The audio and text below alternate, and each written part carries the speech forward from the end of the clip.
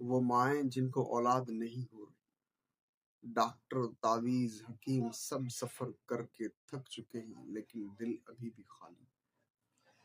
وہ مائیں جو سجدوں میں روتی ہیں، وہ مائیں جن کی خاموش آنکھیں اولاد کے لیے تڑپتی۔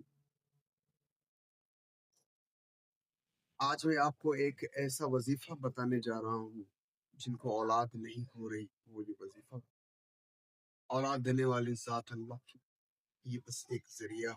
اللہ قرآن میں فرماتا ہے وہ اللہ جسے چاہے بیٹا دیتا ہے، وہ اللہ جسے چاہے بیٹیاں دیتا ہے۔ آج میں آپ کو قرآن کا ایک مجرب وظیفہ بتا رہا ہوں، اور وہ وظیفہ کرنے کا کیا طریقہ کار ہے۔ اگر آپ نماز پڑھتے ہیں تو آپ فجر یا عشاء کی نماز کے بعد وہ وظیفہ کریں۔ اگر آپ نماز نہیں پڑھتے تو اللہ آپ کو توفیق دے گا نماز پڑھنے کی۔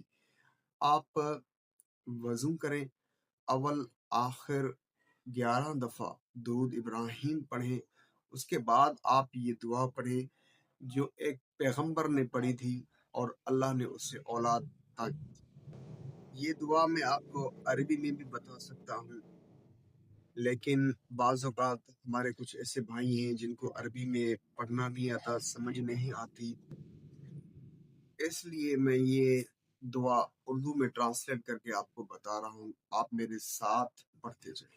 یہ دعا حضرت ذکر علیہ السلام نے پڑھی تھی، جس سے اللہ نے اولاد، اور یہ وہ دعا ہے میں آپ کو بتا رہا ہوں۔ اے میرے رب مجھے اکیلا نہ چھوڑ، اور تو سب سے بہتر وارث ہے۔